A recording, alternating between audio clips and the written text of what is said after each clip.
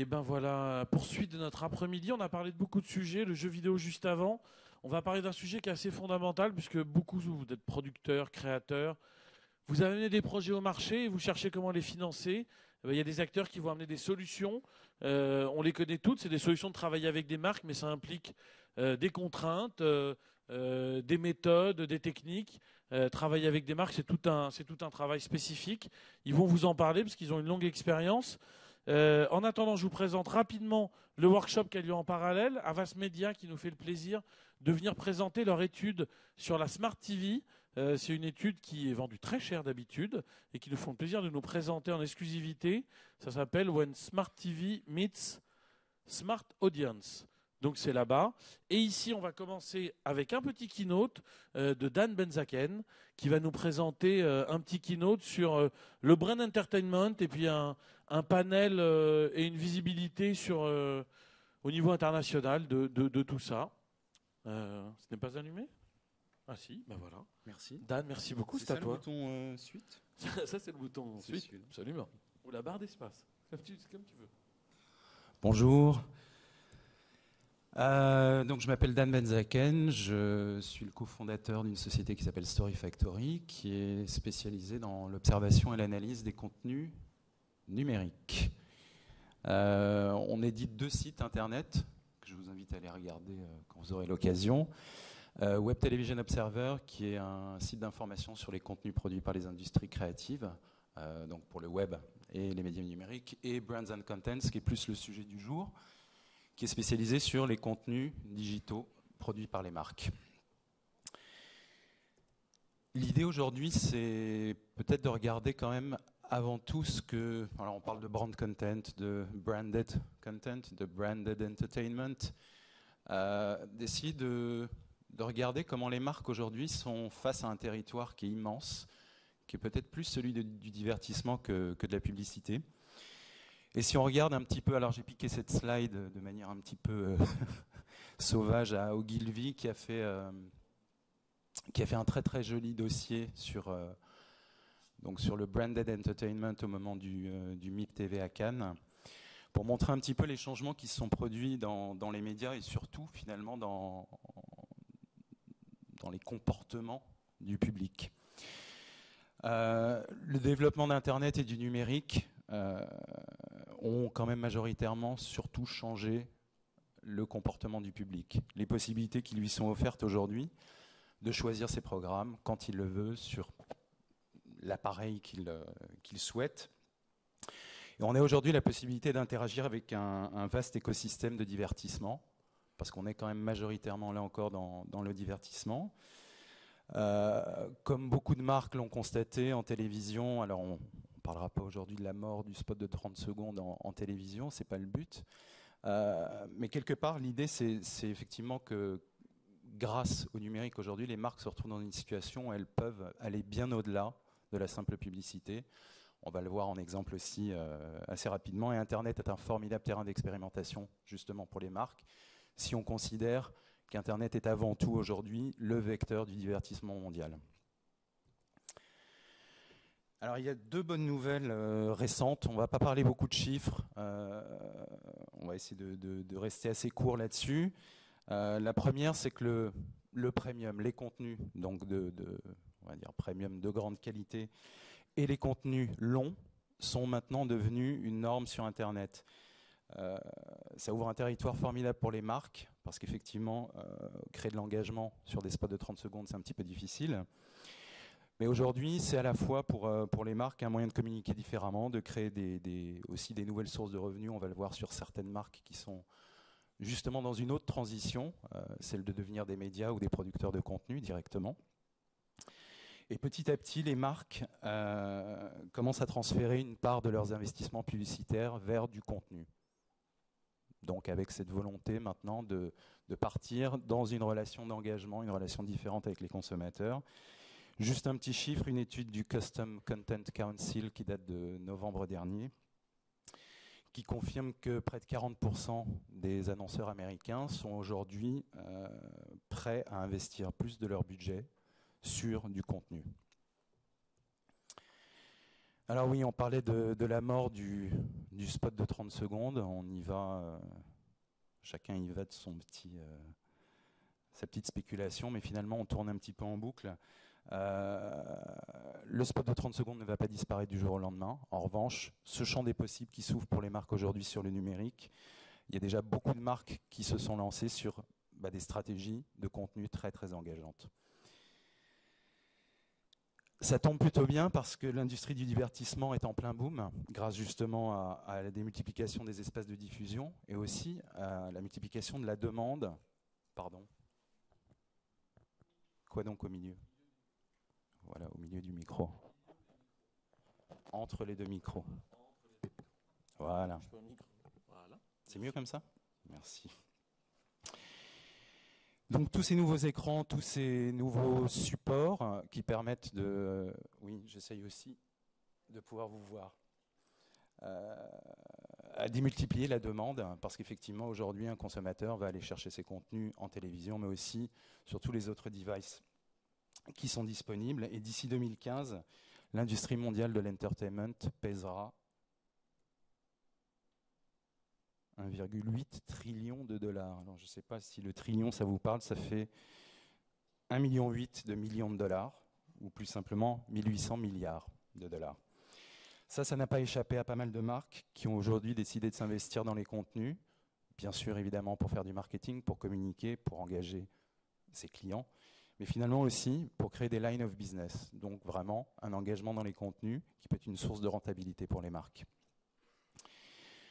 3 marques rapidement qui ont fait cette transition, et pour certaines depuis assez longtemps. Je pense notamment à Coca-Cola, qui la base, disons, de la communication de Coca-Cola est autour du storytelling depuis très très longtemps.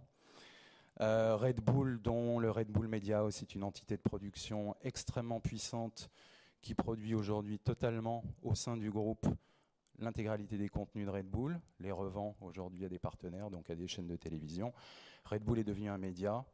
On a presque oublié que c'était une marque de soda. Et enfin Hasbro, qui est aussi on va dire une marque qui investit depuis très très longtemps dans les contenus. Pourquoi? Hasbro fabrique des jouets, et les jouets, comme on le sait depuis très très longtemps, sont très souvent des vecteurs de déclinaison ensuite sur des contenus. Alors il y a une chose intéressante dans ces choix, c'est que systématiquement, et ça on l'a vu aussi, on a parlé de transmédia pendant ces 2 jours, on a parlé de l'importance de l'internaute, de sa place finalement dans cet écosystème. Et pareil pour les marques, elles ont aujourd'hui, leurs ambassadeurs sont les internautes. En tout cas, ils font partie de la mécanique de propagation.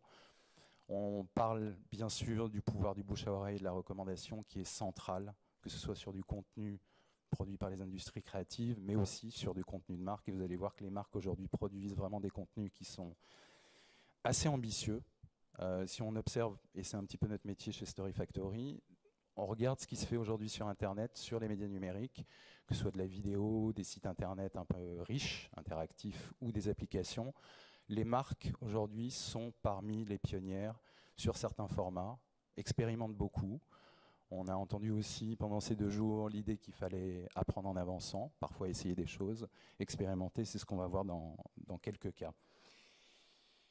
Alors la vidéo reste quand même principalement l'un des vecteurs de brand content pour plein de raisons, parce que la vidéo est aujourd'hui soutenue par des plateformes qui sont des carrefours d'audience immenses.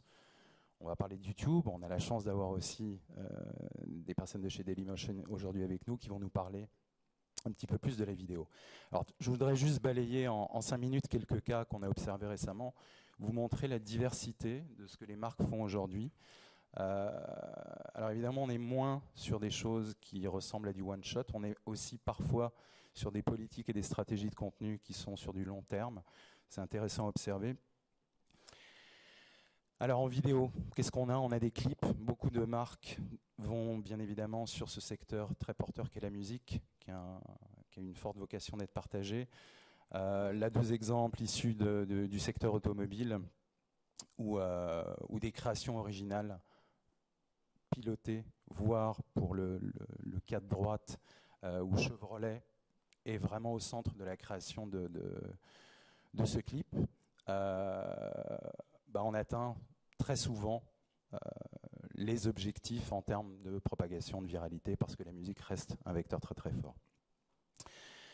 La vidéo, c'est aussi les courts-métrages. J'imagine que vous avez vu, et ce n'est pas nécessairement non plus un contenu qui a été conçu uniquement pour les médias numériques.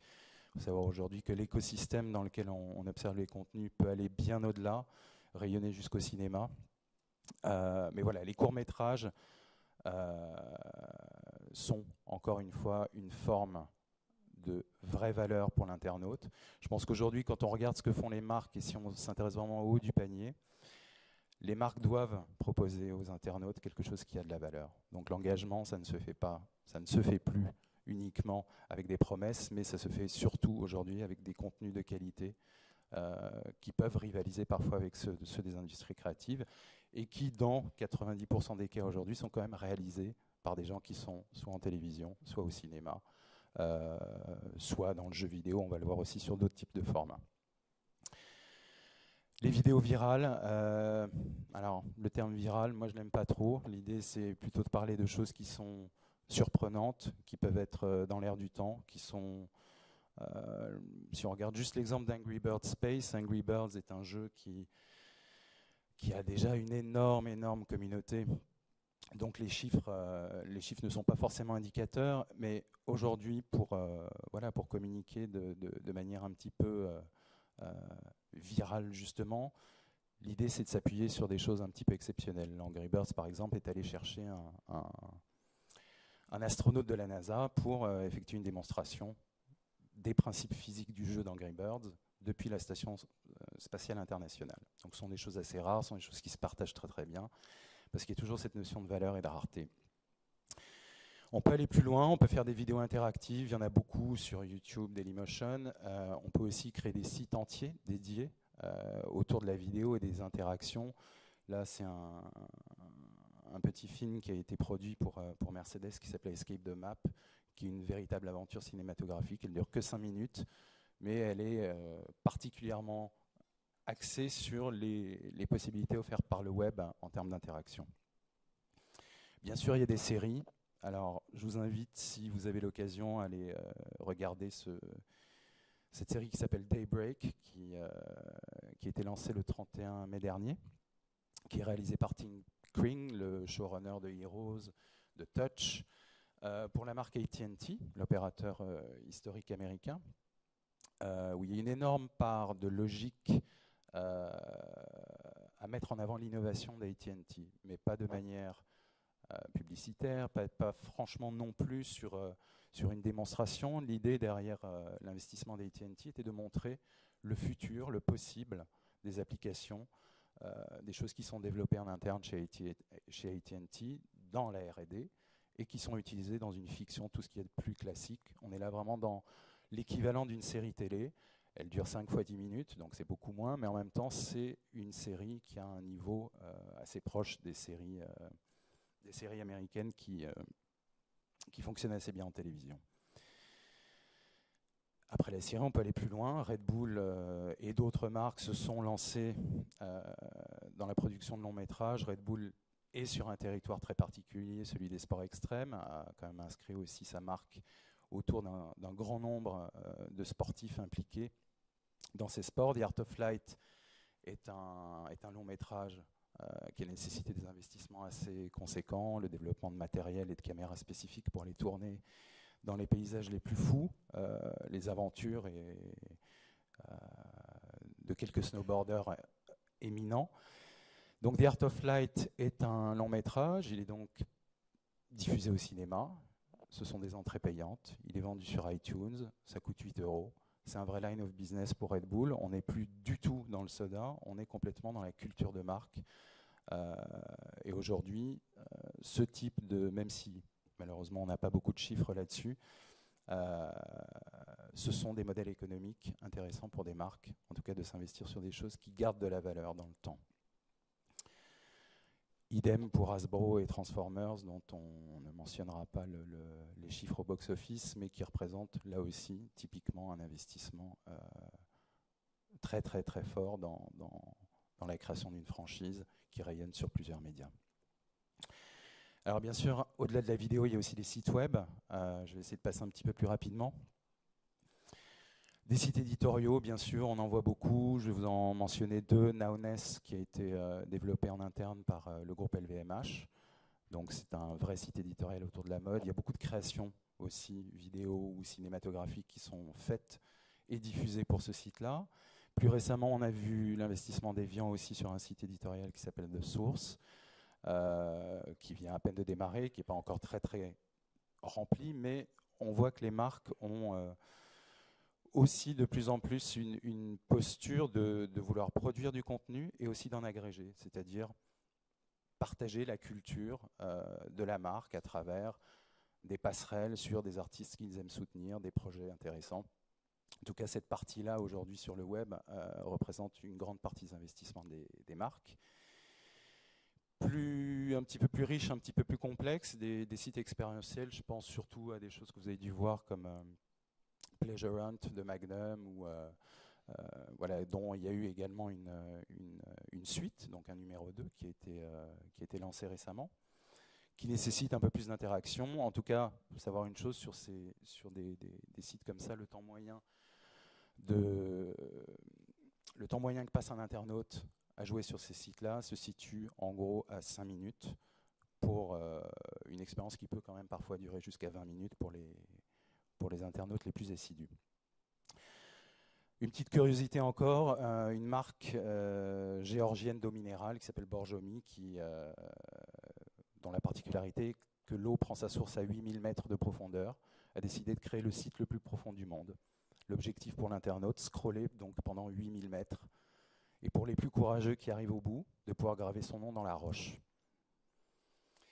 Enfin, dernier petit volet, c'est les applications mobiles, tablettes, mais aussi, si on pousse un petit peu plus loin, on commence à observer que les marques s'intéressent beaucoup à la télévision connectée, aux consoles, pour proposer des applications complètement natives. Je pense surtout à Domino's Pizza, qui avait sorti une petite appli pour simuler le travail d'un pizzaiolo. C'est ludique, mais très très rapidement, cette application a évolué. 2, 3 versions différentes. À la 3e version, Pizza Hero était devenu un outil de recrutement pour la marque, pour proposer des jobs aux internautes, ou en tout cas aux utilisateurs de ces applications. Beaucoup de constructeurs automobiles utilisent également le jeu. Le jeu est un bon moyen de mettre en scène ces produits, notamment quand ce sont des voitures, donc des jeux de voitures. Là, un jeu de voiture pour le Volkswagen, il y a au moins 50 jeux de voitures aujourd'hui présents sur les différentes plateformes. Et une petite initiative originale intéressante pour finir, qui est celle du 2e écran. On en a parlé longuement pendant ces 2 jours. Red Bull est allé voir Shazam. Shazam, c'est une application de reconnaissance audio qui permet... donc ici, lorsque Red Bull, qui a produit une série documentaire, là encore sur des snowboarders, quand c'était diffusé sur NBC aux États-Unis, il suffisait pendant la diffusion de ce documentaire d'allumer Shazam. L'application reconnaît ce qui passe à l'écran et vous délivre les points de vue inédits des différents skieurs. Là, on est sur du contenu complémentaire, inédit, avec un autre point de vue. Donc voilà, c'est un petit tour rapide de ce qu'on observe nous sur les médias numériques. Le champ est très très vaste, mais en tout cas, on est vraiment dans le domaine du divertissement et on fait de moins en moins de différence entre ce que produisent les marques et ce que produisent les industries créatives. Merci beaucoup. Merci beaucoup, Dan. Merci. Messieurs, je vous propose de venir sur scène. On va accueillir le panel pour parler de brand content, de stratégie de marque. On va avoir sur ce panel Gilda Launay, CEO d'Elegance. Buzzman va être représenté par Julien Ortega. On va avoir Anas Nadifi, excusez-moi, ma voix vraiment va pas terminer la journée, de Dailymotion, qui s'occupe du brand content. Pierre Robinet, Innovation and Content Director de Mindshare Invention. Et enfin, pour animer ce débat, et je le remercie, Philippe Bailly. Messieurs, c'est à vous. Merci. Comme on vient de le voir, le brand content, c'est à la fois un domaine varié en termes de points et de manières d'application, dans une position ou une posture de l'annonceur qui peut être variable, disons, dans son niveau d'implication par rapport au contenu. J'ai entendu plusieurs fois le mot producteur. Est-ce que brand content égale pour l'annonceur de prendre une position d'éditeur ou de producteur. Est-ce qu'il y a d'autres modes d'association? Et en tout cas, pour démarrer, il y avait une incertitude sur la manière même dont on doit l'appeler, brand content, branded content, etc. Et sur la chaîne de valeur dans laquelle ça s'intègre. Il y a beaucoup d'acteurs aujourd'hui qui prétendent produire des contenus pour ou avec les annonceurs, et semble-t-il une appétence de la part du public, puisque une étude, je crois, qui a été faite pour Yahoo dans le début d'année, disait que 80% des internautes jugeaient plutôt positivement le fait que les annonceurs leur apportent du contenu et jugeaient légitime une implication des annonceurs sur la diffusion de contenu autre que publicitaire. Alors peut-être pour simplifier les choses et permettre aux uns et aux autres de se présenter, ça sera l'occasion aussi de faire connaissance, faire un petit tour de table en disant pour chacun qui il est et de quelle fenêtre entre guillemets il parle, donc la structure, ce que fait la structure qu'il représente. Et non pas choisir entre brand content, branded content, etc. Ce n'est pas un problème de vocabulaire, mais plutôt quelle définition en donner. Et puis peut-être donner l'exemple de l'opération, avec un grand L, avec un grand O, avec des majuscules partout, qui serait en quelque sorte pour lui, puisque ce panel, comme vous l'avez vu, confirme que le brand content, c'est une affaire d'homme. Donc l'opération qui, pour lui, résume un succès, le bon cas d'école. Peut-être pour démarrer le panel, on fait toujours dans le sens des aiguilles d'une montre. J'ai le micro. Allô, vous entendez? Oui. Donc moi, je suis Pierre Robinet. J'ai créé au sein de Mindshare une entité qui s'appelle Mindshare Invention, qui a la volonté d'associer la réflexion sur les contenus de marque et la création de contenus de marque à l'innovation et voir comment on peut faire matcher les deux. Donc de plus en plus, on travaille sur l'innovation au service des contenus. Vous avez dit quelque chose de très intéressant qui ressort d'ailleurs dans le discours de Dan dans la présentation, c'est qu'aujourd'hui, quand on parle de brand content, de branding content, de brand entertainment, de tous ces grands mots qui sont des buzzwords pour moi, dont tout le monde parle depuis longtemps, depuis 2-3 ans en tout cas, beaucoup plus qu'avant, on implique beaucoup de métiers, que ce soit des métiers d'agence, des métiers de producteurs, des métiers de publishers, des métiers de développeurs, de distributeurs. Et je crois que ce qui est très important, c'est que chacun, pour la bonne réussite des projets, réussisse à faire ce qu'il sait mieux faire, en tout cas à travailler son cœur de métier. Donc, en l'occurrence, mon cœur de métier, moi, je suis en agence, donc je ne suis pas producteur, je ne suis pas développeur, mais je travaille avec des producteurs, je travaille avec des développeurs, et je m'attache à faire mon métier d'agence, qui est un métier de conseil stratégique d'abord, et un métier, je dis souvent, j'essaie d'être un marketeur de contenu. C'est-à-dire j'essaie de recommander aux marques la façon dont ils doivent gérer leur contenu, la façon dont ils doivent éventuellement le syndiquer ou le produire, la façon dont ils doivent du coup ensuite l'exploiter.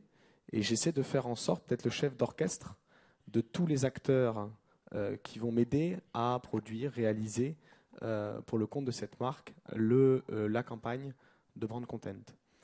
Voilà, donc c'est la façon dont je définis aujourd'hui mon métier, et je travaille avec les différents spécialistes en fonction des projets que je dois monter. Donc lorsque je dois travailler sur des projets d'entertainment, je vais chercher par exemple des sociétés de production qui savent tourner des concerts par exemple, ce qui m'a permis de créer 3 heures de flux sur le Haxbot. Voilà, il y a un moment, c'est un concert, c'est une soirée, il faut faire appel à des gens dont c'est le métier. Lorsque je souhaite faire du dessin animé, je travaille avec des gens qui sont professionnels du dessin animé. En l'occurrence, je travaille avec Monk Studio en Asie sur un dessin animé qui ensuite a été décliné au niveau international. Lorsque je souhaite faire de l'événementiel, parce que du contenu, c'est pas spécialement de la production audiovisuelle, mais ça peut également être de l'événementiel. Et en l'occurrence, nous produisons pour le compte de Velours Noir chaque année la Nuit Velours, qui est maintenant qui est un vrai rendez-vous pour le public, pour les fans de la marque. Eh bien, je travaille avec un producteur de concerts, et je travaille ensuite avec différents artistes et agents. Voilà, donc pour un peu montrer la diversité de de mon métier et l'importance de travailler, puisque je crois que dans l'assistance, il y a beaucoup de personnes qui sont issues de tous les métiers. Donc l'importance de travailler avec vous, puisque c'est vous, producteurs, distributeurs, développeurs, publishers, qui nous apportez cette richesse. À nous de l'orchestrer, de la mettre en œuvre et de faire comprendre aux clients comment exploiter cette richesse. Voilà, et pour terminer... Votre client, c'est l'annonceur en direct ou est-ce que c'est souvent son agence, une agence média? Non, alors j'ai la chance d'être au sein d'une agence média et donc j'ai accès aux clients de l'agence média. Il est effectivement plus simple. J'ai un pool de clients. J'ai d'ailleurs assez de tous ces clients pour occuper toutes mes journées. Donc je ne vais pas voir de façon très rare des annonceurs en direct.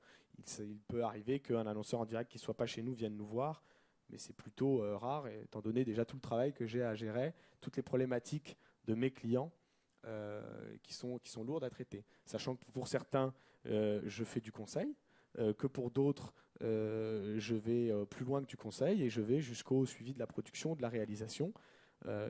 Au sein de l'équipe, j'ai des personnes qui sont ce que j'appelle des architectes de ces plateformes de contenu, donc des gens qui sont commerciaux, qui conseillent, qui recommandent aux marques la façon dont ils doivent voir leur stratégie de contenu. Et j'ai ensuite une deuxième partie de l'équipe qui est dédiée à de la production. Et donc là, ce sont des coordinateurs de production, des directeurs de production qui travaillent justement avec la plupart donc, des acteurs du marché. Et du coup, puisque vous me parlez de ces agences, j'ai la chance aussi de faire partie de la commission UDECAM dédiée au brand content. Vous savez que l'UDECAM a beaucoup parlé de brand content, en tout cas un peu avant tout le monde, en tout cas a beaucoup défendu le fait qu'il était important en tout cas à d'abord évangéliser auprès des annonceurs et à expliquer l'intérêt aux annonceurs de se rapprocher de leurs agences médias pour travailler ces plateformes de contenu, pour une simple et seule raison, c'est que nous avons accès au canal. Alors, effectivement, nous sommes parfois moins proches de la création, et s'il y a des publicitaires dans la salle, je suis sûr qu'ils me diront que les plus beaux cas de brand content ont souvent été faits par des agences de création. Je crois qu'il n'y a pas de débat aujourd'hui à avoir. Le plus important est de penser au fait qu'un projet de contenu, pour qu'il soit réussi, il doit émaner d'une belle création, mais aussi d'une belle médiatisation. C'est ce qu'on essaie de défendre au sein de l'UDECAM. Et d'ailleurs, on est en train de réfléchir à beaucoup d'ouverture dans notre réflexion au sein de l'UDECAM. Et souvent, il faudrait qu'il y ait parfois beaucoup plus d'intégration entre ce que les publicitaires apportent, parce que de plus en plus, les publicitaires comprennent qu'il faut réfléchir différemment à la création. Faites pas tout le débat, sinon les suivants n'auront plus rien à dire. Une belle opération, par contre, à citer. Une belle opération que vous avez conduite ou que d'autres ont conduit, que vous auriez aimé faire. Moi, je suis assez. Alors, je vais parler de contenu éditorial, encore une fois, parce que je laisse aux publicitaires le soin de faire du contenu plus publicitaire où la marque est plus présente. J'ai une opération très connue, c'est l'opération Mécologue qui avait bien évidemment cartonné et que je trouve très bien réussie dans son montage, dans la production. Mais je suis aussi très séduit par les opérations, les plateformes, les verticales de contenu, comme l'ont fait Quechua ou en Provence par l'Occitane. Ce sont des petites opérations dont on ne parle pas beaucoup, qui ont le mérite d'avoir, sont des marques qui ont le mérite d'avoir éditorialisé sur une thématique très, très précise, beaucoup de contenu et apporté une grosse richesse à la communauté d'internautes. Voilà, ça, ce sont deux belles opérations que je n'ai pas faites et que j'aurais aimé faire. Pour parler quand même un peu de nos opérations, nous avons réalisé chez Mindshare une opération Ticket Nouvelle-Zélande très Facebook connectée en fin d'année dernière, qui a particulièrement bien marché, qui a été primée à Crans-Montana, dont nous avons été très fiers. Nous travaillons pour le Hacksboat depuis 2 ans. Et le Hacksboat, qui est un produit de brand content absolument extraordinaire, réalisé par une agence d'événements, a mérité qu'on lui donne beaucoup plus de place sur les réseaux sociaux, sur le web, grâce à un flux justement en temps réel, diffusé sur Deezer et sur Facebook. Excusez-moi, j'ai un petit... Merci. Peut-être il y aura un petit gobelet d'eau à trouver. Il y a de l'eau. Ne meurs pas tout de suite. Je vous en prie. Je crois que tout est dit de toute manière. Donc, je suis Gilles Dallonnet, directeur général d'Elegangs. Donc moi, je travaille pour les agences. la plupart du temps, 70% des cas, avec déjà une architecture qui est posée quand on parle de brand content, où on a une demande. Peut-être un mot d'Elegance. Elegance, c'est une société de production multi-support et multi-créative. On a en fait développé notre offre, et ça correspond à ce que dit Pierre, en fonction de l'évolution des stratégies de brand content. Là où il y a 3 ans encore, on était appelé essentiellement sur du film, avec Buzzman sur le premier Tipex par exemple. Aujourd'hui, on est confronté souvent à un storytelling de marque qui va nous amener à réfléchir, à pondre des idées qui vont aller du film à l'événementiel, au digital, voire à l'applicatif. Ça, c'est vraiment une... Vous faites tout, à la fois événementiel, film, etc. Ouais. Alors pourquoi on fait tout? C'est que il y a encore 2 ans, je pense qu'on séparait beaucoup en production les interrogations événementielles. Un L'Oréal qui nous interroge pour faire un événement de lancement de film, c'était le cas assez classique dans une campagne de pub. Aujourd'hui, on va beaucoup réfléchir à comment exploiter un événement pour toucher peut-être 2000 personnes dans la vraie vie et essayer de réfléchir au levier de contenu pour avoir une visibilité sur 100 000 personnes en ligne au même moment. Je crois que c'est le cas, par exemple, de la conférence aujourd'hui, avec la retransmission en ligne. On le fait beaucoup sur les marques et c'est un levier de contenu qui est assez intéressant, qui amène aussi à penser finalement les événements dans une logique de brand content online et de les penser un peu différemment dans l'expérience. Donc aujourd'hui, on est amené à produire des contenus et à accompagner les agences et parfois les annonceurs en direct, avec une difficulté, je trouve, sur quand on a des annonceurs en direct, on en parlait un petit peu en amont, c'est les interlocuteurs chez les marques, parce que le contenu de marque, c'est souvent une envie d'y aller, parce que c'est aussi une tendance, mais qu'est-ce qu'on va y pousser, quel va être le sujet de la marque, on n'est pas sur le produit. Donc nous, on est là pour essayer de trouver des idées créatives qui vont permettre à la marque de s'exprimer autrement que directement sur son produit seul, ce qui est quand même une habitude. Et quand vous travaillez chez l'annonceur, c'est qui votre client? C'est une direction du marketing, de la com? C'est la plupart du temps en direction du marketing et de la com. Ça peut être aussi la partie RP. On travaille beaucoup avec des agences RP. Notamment, je parlais de l'événementiel. C'est aujourd'hui un gros enjeu qui est assez intéressant de décloisonner la vraie vie et le digital. Enfin, faut quand même se rappeler que sans casser le spot de 30 secondes, que le brand content est venu un peu d'une usure du crédit de la publicité. Et que aujourd'hui, on voit que décloisonner le digital et la vraie vie, c'est un peu la suite de ça. Hein, le besoin de vérité, donc aussi de saisir des événements en real life et de leur donner une vie sur le digital. Donc, pour récapituler, vous êtes parfois le fournisseur de votre voisin de droite et de temps en temps son concurrent. Son concurrent quand la marque a une question précise, quand elle est mature, quand elle a vraiment une perception de ses enjeux, qu'elle n'a pas besoin de la dimension de conseil et d'architecture, on intervient. Ça existe très peu en France, hein, mais on va dire comme les autres shops créa anglais, sur un sujet particulier créatif. Ouais. Donc un point sur lequel on reviendra peut-être plus tard, c'est le sujet d'organisation des annonceurs et de comment qui travaille chez les annonceurs et comment. Peut-être votre opération fétiche. Alors j'en ai 2 fétiches qui sont très opposés. Une que tout le monde connaît, mais qui est l'opération Tipex and Buzzman. Mais pourquoi surtout? Parce que je trouve que c'est une opération qui était utilitaire pour la marque et pour l'internaute. D'abord parce qu'elle était drôle, et utilitaire pour la marque parce qu'on était vraiment dans l'usage du produit, ce qui n'est pas toujours le cas. Sur les opérations applicatives ou de brand content, on effaçait pour réécrire, et qui avait une dimension assez adolescente, je trouve, qui nous ramène aux heures du lycée où on écrivait avec le Tipex sur le bureau. Je trouvais ça très dans l'histoire de la marque, son imaginaire. Et une que j'ai conduit pour Crédit Foncier il y a quelques années en pleine crise bancaire, qui là était une plateforme éditoriale. À l'époque, j'étais en agence digitale, et où le brand content avait une utilité online qui était de venir un peu truster tous les propos aigris et violents contre les banques. Donc on a trouvé des angles éditoriaux plus positifs autour de projets qui sont des projets de vie, immobilier, mariage. Voilà. Mais donc ça veut dire qu'en tout cas, puisque à propos de l'opération Tipex, vous y compris tout ce qui est gamification, enfin applications diverses et variées, vous le faites rentrer sans discussion dans le brand content, enfin ça en fait partie, même s'il n'y a pas d'intention, disons, éditoriale à proprement parler. Pour moi, oui. Aujourd'hui, on est sur de l'écran, et je pense qu'on fait pas la. Donc c'est tout ce qui est extra publicitaire au sens spot ou affiche, ou bandeau, je veux dire, du terme. Tout le reste pour vous, c'est du brand content. C'est un peu ce qu'on ne vit pas de l'extérieur de manière subie entre guillemets, mais ce qu'on a choisi de voir, ou ce qu'on a choisi d'activer, que ce soit une application ou un film internet. Pour moi, c'est ça. Ouais.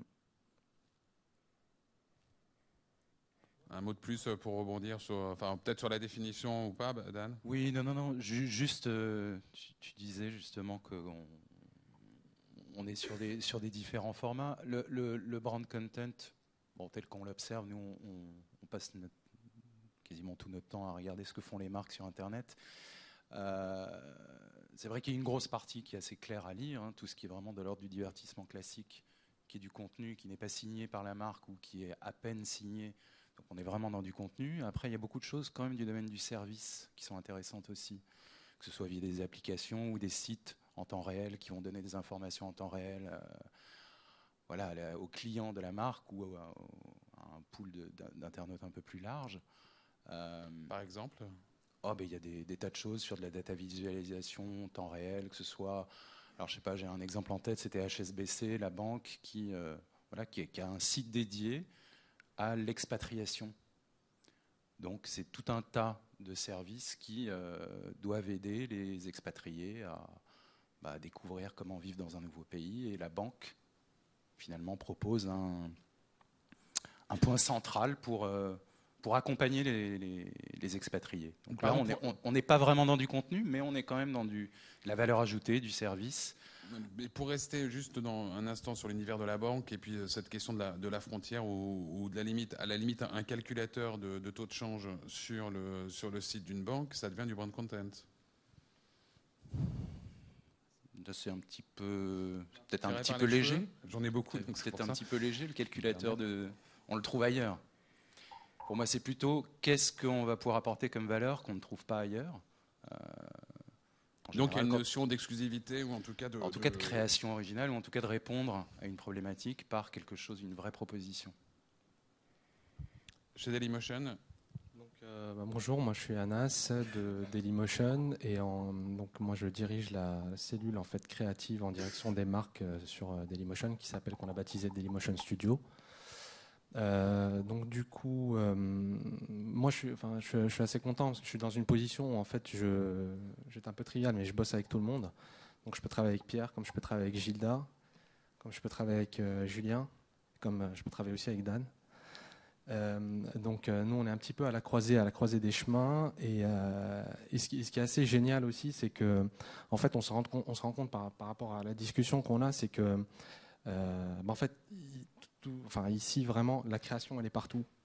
Donc là où on va dire pour l'instant le média c'est plutôt on va dire l'apanage des agences médias, on se rend compte qu'un peu la création elle est partout, à la fois chez Elegance et on va dire de façon très très nette et très très claire du côté de Buzzman, aussi au niveau des agences médias, mais aussi chez nous, donc chez Dailymotion, parce que nous on a un point de vue qui est assez spécifique, qui consiste à dire que nous sommes un média, donc on est une plateforme vidéo, donc je me permets de le dire, je vais être un peu présomptueux, mais on est plus à même à connaître vraiment les comportements des internautes, surtout sur une thématique qui est la vidéo, et qui est une thématique qui en termes de brand content est en train de, encore trivial, en train de tout défoncer. Donc voilà, quand on veut faire du brand content, aujourd'hui on fait de la vidéo. Donc on a on arrête un peu les calculateurs, on arrête un peu les galeries photos, on arrête un peu les articles, et on commence à faire de la vidéo, parce que la vidéo, elle a un élément qui est hyper important. Donc moi je défends un peu ma paroisse, mais c'est un peu la réalité, c'est que derrière la vidéo il y a un player, et forcément derrière un player il y a des éléments de viralisation. Donc quand on fait une opération de brand content sur une plateforme vidéo, on va démultiplier son effet viral.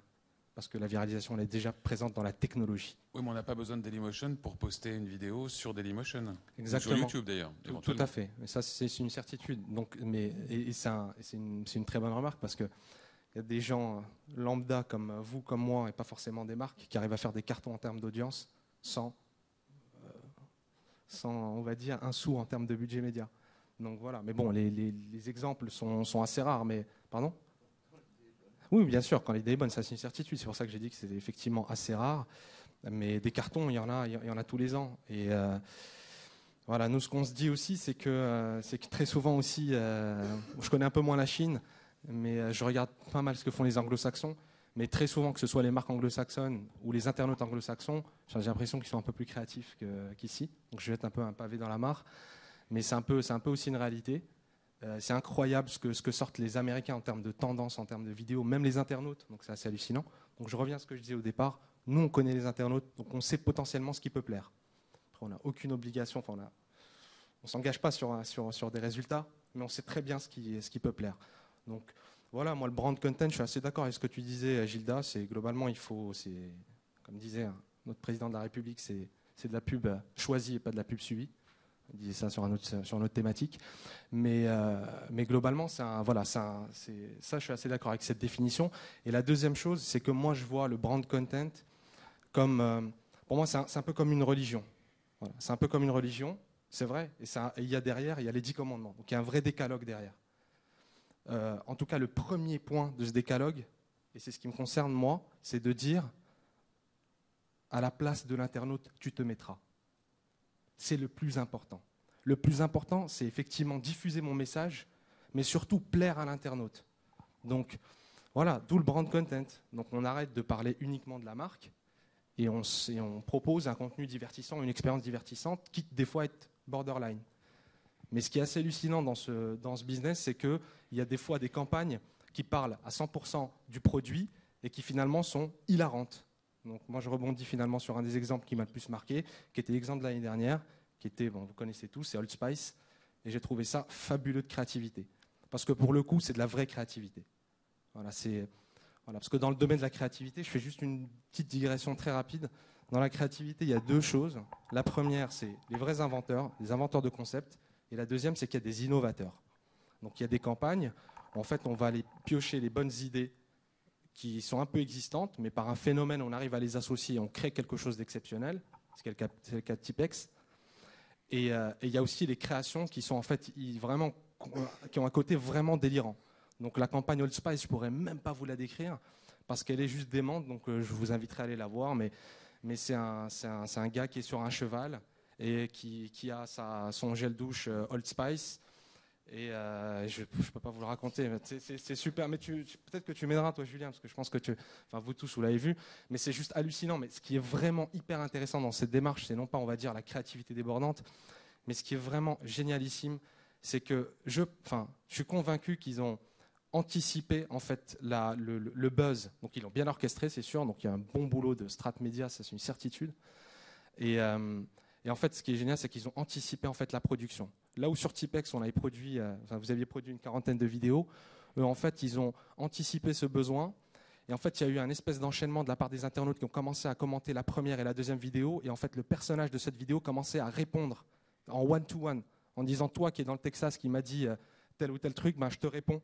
Et donc, en fait, finalement, ils ont créé du contenu et donc du brand content, mais au fil de l'eau et au fil du commentaire. Et ça, c'est assez révolutionnaire.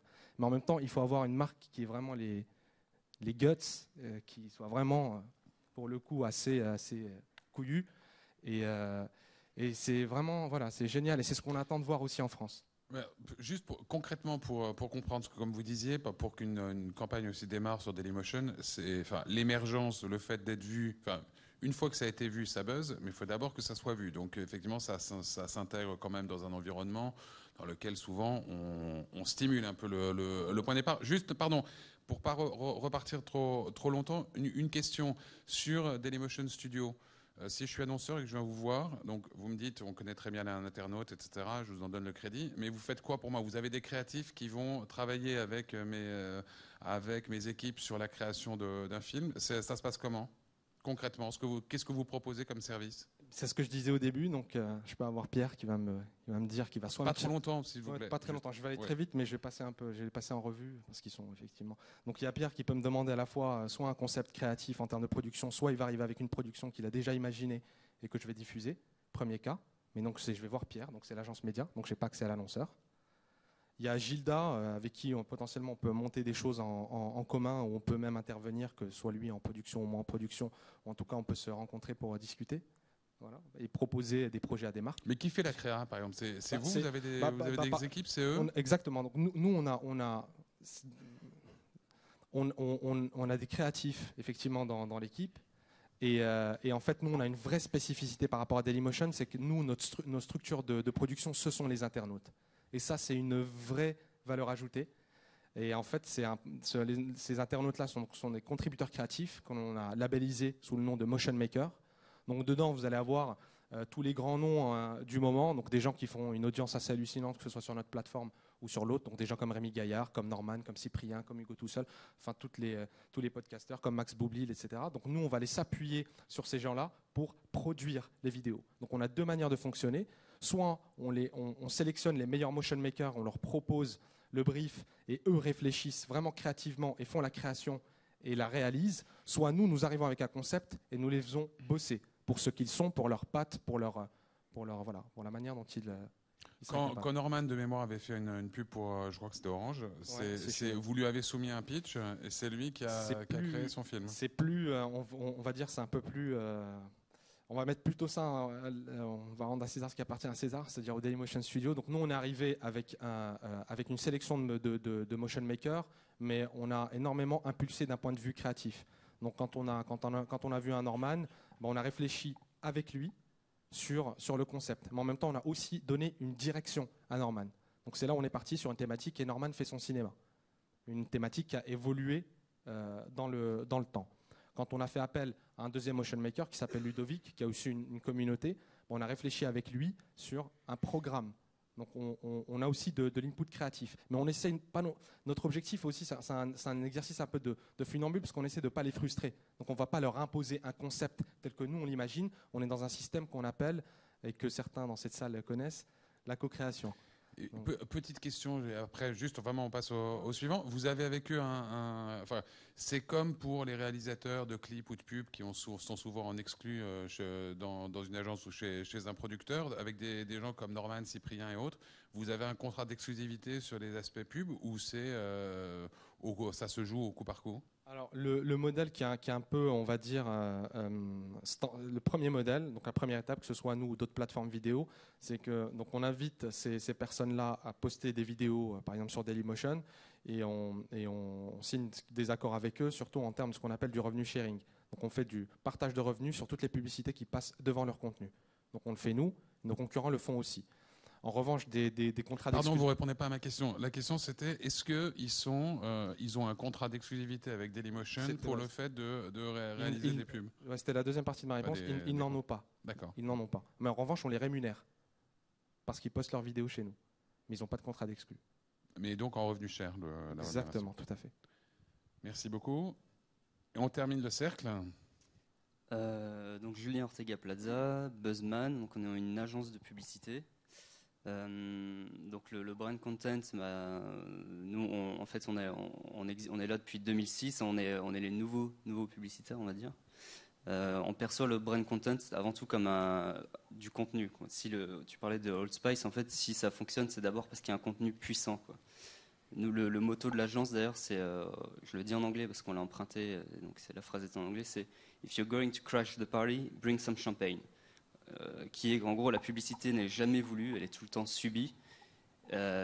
Si vous emmerdez les gens, si vous interrompez leur vie, il vaut mieux venir avec du champagne, ça passe toujours mieux. Et en général, quand c'est du bon champagne, on va ensuite vous en redemander. Donc après là-dessus, le challenge effectivement, c'est comment relier les marques avec un bon contenu. C'est d'abord le boulot de n'importe quel publicitaire, c'est de trouver l'insight en fait. Qu'est-ce qui, par rapport à notre cible en fait, qu'est-ce qui va la nourrir et qui va la rattacher au produit. Il se trouve que justement ce qu'on disait, donc le cas qui est très connu évidemment à l'agence, c'est Tipex. Et c'était le tour de force en fait, c'était d'apporter un contenu intéressant, interactif et qui soit 100% lié au produit. En fait, la star de cette publicité, ce brand content, c'est évidemment le rouleau de Tipex, quoi. Bon, il y a évidemment plusieurs interactions. Il y avait d'abord le produit et du début à la fin dans la bannière. Puis ensuite, il apparaît dans les titres des vidéos à chaque fois qu'on remplace le verbe. J'espère que vous avez vous avez été exposé à cette campagne, sinon vous ne comprenez pas ce que je suis en train de dire. En tout cas, en termes de viralité, c'est un des cas français. Je pense, je m'avance pas trop, qui a le plus cartonné ces dernières années. Et on s'attache effectivement à toujours proposer ce contenu intéressant en réintégrant effectivement le produit. Pas seulement la marque, Parce que la marque, c'est encore, souvent c'est des concepts un peu, ça raconte pas grand-chose au bout du compte pour le consommateur au quotidien. En revanche, un produit, c'est palpable et très concret, quoi. Donc le tour de force, en fait, si j'ose dire, c'est vraiment ne pas parler de la marque, parce que ça c'est facile. On va ramener un peu la tonalité d'une marque, le look and feel, comme on dit en publicité. Et finalement, ce sont des choses assez peu concrètes pour le consommateur. Ce qui est bien, c'est de ramener le produit justement dans ce contenu. Plutôt que de parler de la marque, c'est des valeurs de la marque, c'est la démonstration par la preuve via les contenus qu'elle signe. C'est ça ? Exactement. C'est l'objectif de la publicité. D'abord vendre le produit. La marque, elle est là que pour le produit. Hein. Ce qu'on vend, c'est le produit, jamais la marque. Je pense que ça va peut-être faire réagir. Votre opération phare, à vous ? Enfin, à part Tipex, hein, une autre. On fait beaucoup. On bosse pas mal pour Axe aussi. Donc on avait fait Axe Muchas Maracas, qui était aussi assez novateur pour l'époque. C'était en France un des premiers cas de brand content, puisque c'était en fait le tube de l'été. C'était une vidéo de danse avec les maracas, et qui a été reprise. En fait, on en a fait un user generated content, où on s'est aperçu que ça a aussi très bien fonctionné. Les gens, en fait, se l'étaient approprié, cette danse, cette chorégraphie, et on avait fait le tube de l'été. Et donc, tout ça rajoute encore à la viralité de l'opération. Merci. Alors, dans ce premier tour, en gros, il y avait la moitié de gauche et la moitié de droite. Enfin, les deux intervenants de gauche, c'était quand même plutôt la stratégie de brand content intégrée dans la stratégie globale de la marque et de l'entreprise qui la porte. Donc, enfin, un des éléments de cette stratégie globale et donc du discours sur les valeurs, etc. Vous, c'était beaucoup plus produit, et Anas, c'était carrément, à la limite, d'une certaine manière, soyez transgressif, osez tout et pensez simplement internaute. Peut-être je vais vous faire réagir les uns les autres pour savoir si ce que je viens de dire est caricatural ou pas. Peut-être en commençant par Gildas, parce qu'il doit nous quitter, je crois, prématurément, et donc au moins qu'il ait le temps de contribuer là-dessus. Ouais, là-dessus, il y a un vrai sujet, et je suis assez en phase avec Pierre là-dessus, qui est quand on parle de one-shot créatif super puissant, c'est un sujet auquel je crois, parce que je pense que quand on parle de publicité ou de brand content, l'idée elle est fondamentale pour drainer les foules, même s'il y a des carrefours d'audience sur lesquels on parie. Mais on parle beaucoup de digital quand on parle de brand content, et Google a de la mémoire.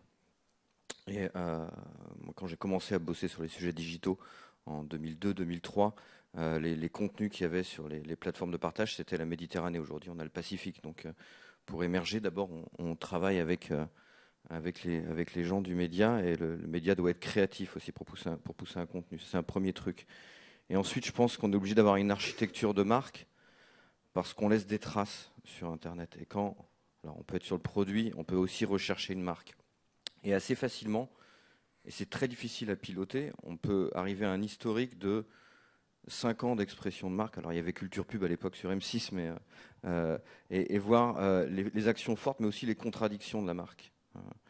Et les sujets créatifs qui ont pu la détourner à un moment de ce qu'est son ADN ou sa proposition. Et je pense que ça, c'est un truc auquel on est confronté aujourd'hui. C'est un peu l'histoire de ceux qui ont posté sur leur profil Facebook les sorties de boîtes peu glorieuses et que les employeurs leur ressortent Exactement. Et il faut se réveiller à 5h du mat pour supprimer la photo avant d'arriver au bureau. C'est ça, c'est du vécu. Et ça nous impose une réalité. Et je crois qu'en fait, au début, sur les premières campagnes de brand content, il y avait une forme d'inconscience assez joyeuse, puis c'est chouette là-dessus. Et maintenant, ça n'empêche pas la créativité, mais c'est juste de la mettre en rapport avec où on va. Alors, c'est d'ailleurs un dialogue qu'on a, nous, en tant que producteurs avec les agences. On est confrontés à différents leviers, c'est-à-dire qu'on doit réfléchir. Je suis le premier credo de te mettre à la place de l'internaute, c'est un vrai sujet. L'utilité pour lui de voir ou de télécharger ce qu'on va lui proposer, d'y passer 30 secondes ou 6 minutes. On parle beaucoup de formats de moyen métrage en ce moment sur Internet. Après, il y a où on va le pousser. On est aussi tributaire de ça, c'est-à-dire qu'on réfléchit avec les agences au contenu pour aller trouver les internautes là où ils sont, et en fonction de si on va sur Facebook ou sur Dailymotion ou sur les écrans secondaires qu'on a aujourd'hui, on ne va pas réfléchir à la même idée. Et puis derrière, avec la marque, il y a un autre sujet qui est pas toujours le plus simple quand on n'est pas sur le produit, parce qu'on n'est pas toujours sur le produit, on est des fois sur l'univers. On va parler de quoi? Parce que le brand content, c'est souvent un sujet, c'est là que je suis pas complètement raccord avec le produit au centre. Le brand content, il permet aussi de parler de l'histoire de la marque ou des personnes qui l'ont fait ou de son background. Et justement, même si Tipex, c'est un cas que j'ai cité tout à l'heure, c'est une belle réussite sur le produit, je pense que c'est aussi une occasion pour les marques de montrer une forme de vérité qui n'a pas sa place dans un spot de 30 secondes. Je crois que ça, on a envie de le voir aussi, quoi, qui est un peu le back-office. Juste sur cette question de temps et de cohérence des temps, Ouais. il y a aussi le fait dans une année, le rythme de production et de sortie des campagnes, que ce soit print, radio encore plus, où là c'est vraiment fait presque du jour pour le lendemain, ou télé, et le rythme de campagne brand content ne sont pas forcément les mêmes. Donc à la fois dans la durée d'exposition, et puis dans la durée ensuite de conservation entre guillemets. Campagne d'affichage, ça dure 8 jours. Ce que vous postez sur Internet, comme vous disiez, on le garde dans la longueur de temps. Comment est-ce qu'on résout comment est-ce qu'on s'assure que tout ça soit cohérent, je dirais dans les valeurs, etc. Et aussi concrètement dans l'organisation du boulot? Alors, moi, je suis plutôt du côté prod, mais là-dessus, je crois qu'aujourd'hui, même si notre taf, c'est aussi avec les agences de réagir sur la cohérence, mais je crois qu'aujourd'hui, avec cette frénésie-là, à la fois pour être cohérent sur la durée et s'autoriser d'être impulsif, il faut avoir une bible, quoi. C'est-à-dire que le cas de Norman, c'est un cas de brand content il y a quelques années, ça existe encore aujourd'hui, c'est juste de l'endorsement d'une personne qui est une star. Et Norman pourrait être un musicien, en l'occurrence, il fait des vidéos qui ont une audience sur Internet, et ce que vient chercher la marque, c'est pas nouveau. C'est nouveau dans le format, mais dans l'attitude, c'est pas nouveau. Mais la marque peut s'autoriser de saisir une opportunité contextuelle d'un mec qui est très visible à un moment donné, si par ailleurs elle a une vision claire de ce que sont ses attributs, de ce qu'elle va faire à l'année sur le web. Et c'est important de gérer les deux, l'impulsivité. C'est une vraie question. On souriait tout à l'heure sur la photo postée en retour de soirée sur Facebook, mais quand une marque dépense en médias et en contenu sur Internet, elle a aussi intérêt d'avoir un community management derrière qui soit en face, quoi, en écriture. Et voilà. Ouais. Julien? Je voulais juste répondre par rapport, c'est une question importante par rapport quelle est justement la frontière entre marque et produit. Tipex, c'est le bon exemple. En fait, ce qui s'est passé, c'est que je pense qu'aussi si les gens se sont détournés un peu du spot de 30 secondes pour aller sur Internet, c'est parce que le spot de 30 secondes ne raconte pas, est trop éloigné parfois du produit, quoi. Et ce qu'on cherche aujourd'hui sur Internet, c'est toute cette philosophie de la transparence, c'est la vérité, quoi. Le produit, qu'est-ce que tu as à me vendre, quoi. Donc c'est pour ça que je pense qu'effectivement, il faut partir du produit. C'est ce qu'on a fait sur Tipex. Maintenant, encore une fois, il faut que ça puisse construire la marque. Parce que, évidemment, notre objet, il est présent sur Internet pour des années et encore des années. C'est la long tail. Et c'est aussi un avantage, c'est qu'il est consultable. Tipex, ça sera encore là dans 3 à 4 ans, peut-être même plus si on a encore les serveurs. Donc ce que construit Tipex, c'est qui n'avait, encore une fois, en France, pas d'image, aucune aspérité, parce que pas de communication autour de la marque. On est parti du produit pour dire, en fait, Tipex, qui est, c'est un produit presque négatif. Quand on sert beaucoup de Tipex, ça veut dire qu'on a un cancre. Parce qu'on écrit mal, parce qu'on fait des taches d'encre, des taches de stylo bic, on fait des fautes partout. Donc la perception du produit en tant que tel est très négative. Donc ce qu'on essaie de construire avec ça, c'est Tipex non pas pour effacer, mais pour créer. Donc et grâce, en partant du produit et en retournant un peu cet insight conso qui est Tipex, pour moi c'est associé aux fautes d'orthographe. Vous voyez qu'on retourne ça et on construit la marque de façon positive. Donc c'est voilà en quoi les deux sont imbriqués, marque et produit. Mais en l'occurrence, ce qui pour nous est important, c'est de toujours partir du produit, parce que c'est là que réside la vérité. La marque, elle n'est que construction. En fait. Vous savez comment ça a transformé cette campagne? Ça a très bien transformé, puisqu'on a fait plus 30% de ventes. Ils ont terminé leur exercice, les équipes commerciales ont terminé leur exercice bien avant la fin de l'année. Et du coup, les mecs étaient les mains dans les poches parce qu'ils avaient plus de produits à vendre. En fait, il faut le savoir, le Tipex, c'est un produit assez compliqué à fabriquer. Et le temps de renouveler les stocks, en fait, il y a rupture de stock. Ouais. Plus 30%. Bravo. Moi, je vais rebondir sur ce que tu disais tout à l'heure. On parlait effectivement plus à gauche de stratégie publicitaire, plus à droite de stratégie éditoriale. Si j'ai parlé de stratégie éditoriale, c'est parce que la concrétisation des projets que je gère chez Mindshare sont plutôt des projets éditoriaux, parce que je n'ai pas la chance d'avoir les créatifs que vous avez, en tout cas en agence chez Buzzman. Donc, je travaille avec d'autres types de créatifs, donc extériorisés. Et en fait, on se rend bien compte que on met tout dans brand content. On met des choses qui sont plus publicitaires, des choses qui sont plus éditoriales. Et dans tous les cas, ça fait 2 ans que c'est le débat infini de qu'est-ce que c'est le brand content. Au final, vous vous rendez compte que les Cannes Lions ouvrent une catégorie, qu'il y a 800 dossiers qui ont été déposés dans cette catégorie. Donc on va sûrement avoir des très beaux cas. Mais tous ces cas, en fait, ils auraient dans tous les cas trouvé une place dans toutes les autres catégories. Puisque si vous regardez tous les grands prix des Cannes Lions depuis les 5 dernières années, la plupart sont des cas de brand content. En tout cas, qui ont été à un moment accaparés par des entités, ou en tout cas qui ont été décrits tels quels par les agences. Donc, nous, ce qu'on a essayé de faire, en tout cas chez Mindshare, c'est plus d'essayer de comprendre comment les marques devaient gérer au sens large leur stratégie de contenu.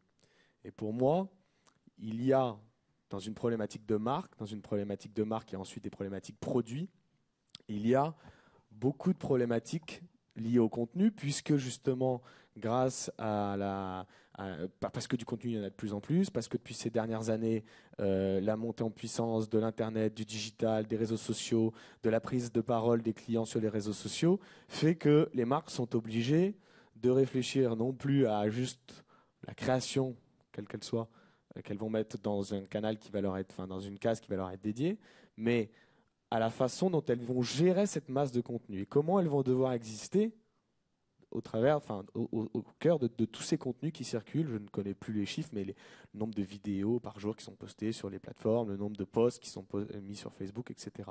Et donc nous, on essaye d'un point de vue macro, d'abord, de conseiller les marques sur leur stratégie, leur content planning, souvent je leur explique, au sens large.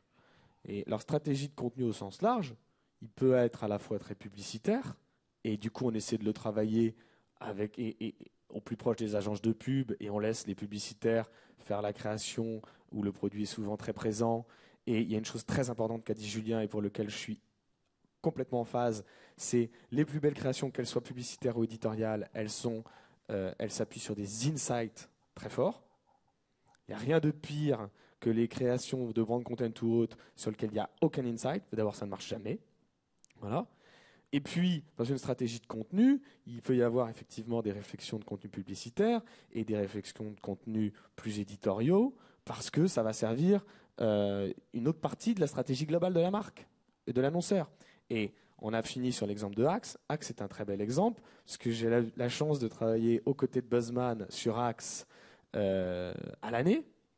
Et je crois qu'il y a assez de travail en termes de développement de contenu sur cette marque pour que déjà agence média et agence créa y trouvent un intérêt, en tout cas une part du gâteau. On fait, que ce soit Buzzman ou Mindshare, on travaille sur des produits complètement différents. En l'occurrence, on travaille ensemble au sein des mêmes réunions sur les contenus publicitaires que va créer Buzzman pour y apporter une réflexion stratégique sur la façon aussi dont les médias vont pouvoir aider à les viraliser. Donc là, on va avoir un rôle plus de conseil de stratège média. Et puis, inversement, lorsqu'on produit 3 heures de flux qui sont du contenu éditorial comme une émission de télé en direct du bateau, je me retrouve avec ma boîte de prod donc, qui produit, et donc c'est là cette fois-ci moi qui fais la création. Je me retrouve en lien direct avec les community managers de Buzzman parce qu'il se trouve que c'est eux qui gèrent le contenu de la fanpage. Et comme on diffuse notre flux sur la fanpage, il faut bien qu'on soit en contact avec eux. Et c'est le dialogue qui fait que ça marche. D'un côté, c'est tout l'apport stratégique digital que l'on apporte, nous, aux créations de Buzzman, qui fait que tout d'un coup, le film il est bien talmé, il part au bon moment, et du coup, ça buzz, parce que c'est un travail commun. Et puis, de la même façon, si mon flux, j'avais pas quelqu'un côté community management qui le reprenait, qui interagissait avec, ça ne fonctionnerait pas. Donc voilà, pour vous expliquer, c'est un très bel exemple, que d'un point de vue très macro, une marque, elle doit gérer son approche vis-à-vis des contenus sur toutes les plateformes, sur tous les médias, parce que demain, tous les médias sont numériques et vont de plus en plus s'ouvrir à du contenu de plus en plus large, riche, voilà. Et du coup, il faut se parler et faire monter à bord les différents spécialistes ensuite sur les différentes thématiques de contenu. Du contenu community management, du contenu publicitaire, du contenu plus éditorial pour enrichir une thématique, etc., etc. Merci. Dan, un mot, et peut-être après on va vous donner la parole, puisque j'imagine certains ont envie d'intervenir dans le débat.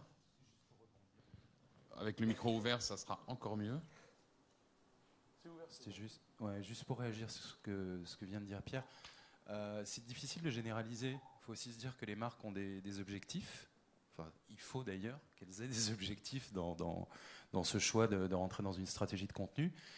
Et en fonction des différents objectifs, et ça va être vraiment différent pour chacune des marques, à des moments différents, lancement de produits, relancer une marque qui s'est un peu éteinte, communication corporate ou autre. Typiquement, il faut que ça serve les objectifs de la marque. Et l'autre mot important, c'est le mot de stratégie. Pas nécessairement stratégie autour des contenus, mais stratégie tout simplement. Vraie stratégie de la marque là-dedans. Juste un petit exemple, si vous avez l'occasion, allez googler. Il y a une vidéo sur YouTube ou ailleurs d'ailleurs sur la stratégie de contenu de Coca-Cola qui s'appelle Content 2020, contenu 2020. Donc une projection de la stratégie vraiment de Coca-Cola sur les contenus, qui est une réflexion assez intéressante. Ils appellent ça la stratégie des contenus liquides. Parce que ça répond quand même à plein d'impératifs et plein d'objectifs de la marque. Je pense qu'encore une fois, on ne peut pas appliquer les mêmes stratégies et les mêmes principes pour chacune des marques. Pour la résumer, avant qu'on aille se ruer sur Dailymotion ou YouTube.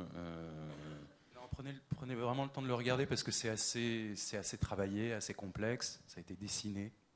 C'est un joli petit film d'animation. Ouais, il y a aussi un objectif business qui est doubler les ventes d'ici 10 ans, quoi. C'est aussi intéressant pour le brand content, c'est pas purement gratos, quoi. Parce que pour doubler les Coca-Cola, c'est un sacré, là c'est un vrai enjeu, quoi. Est-ce que quelqu'un veut intervenir dans le débat? Quelqu'un ou même plusieurs? Donc le temps que la première question arrive, moi je voulais réagir. J'en ai une. Non, ça y est, il y en a une? Ouais, j'en ai une. Voilà. J'y cours. Mais c'est notre meilleur intervenant dans la salle.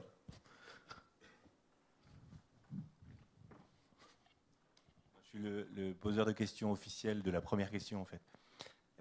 Donc Romain Drone, Blinkers pour changer. Moi je voudrais aborder la question du brand content et du mélange des genres actuellement, puisqu'on appelle tous plein de choses du brand content ou du buzz.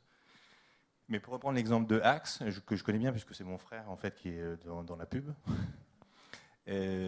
Grosso modo, c'est a priori quelque chose qui a été vendu comme quelque chose de viral, qui est a priori quelque chose de vendu également comme du brand content, ou en tout cas une approche un peu dans ce genre-là, mais c'est juste un spot de pub de 30 secondes, c'est pas pour rien aujourd'hui que ça passe à la télé. C'est tout, la question ou grosso modo, ça veut, derrière cette question, sous-entend également que Buzzman, qui au départ est une boîte de buzz, ou en tout cas plutôt dédiée à l'Internet, est en train de glisser finalement vers la publicité, vient manger la publicité. Donc tout ça, c'est en train de se mélanger. Est-ce qu'aujourd'hui, il n'y a pas des cartes qui se redistribuent? Tout à l'heure, je ne veux pas mettre non plus de l'huile sur le feu. On a vu également que Dailymotion avait un studio, ce qui veut dire qu'on a bien senti qu'il y avait une petite gêne aussi à un moment dans des histoires de concurrence entre qui fait quoi. Est-ce que là, on n'est pas aussi avec le brand content en train d'être dans une convergence un peu massive et du coup des mélanges de genres? Merci. Moi, je me permettrais d'ailleurs de prolonger la question aussi, parce que tout à l'heure, Dan, dans son propos introductif, disait les marques sont des médias et citait Red Bull qui même en avait fait une activité profitable. Est-ce que d'abord toutes les marques peuvent se le permettre? Je pense qu'il n'y a que quelques leaders. Mais même au-delà, est-ce que vraiment les marques sont appelées à être des médias, et de manière générale? Je pense que vous faites référence à Axe Anarchy, donc qui est, je ne sais pas si vous l'avez vu, c'est le format. C'est un format film audiovisuel, c'est un contenu audiovisuel, donc c'est la fameuse comète qui arrive sur la plage. Donc là, ce qui était intéressant, c'était premièrement l'écriture publicitaire, qui est que on connaît tous la saga Axe. En général, quand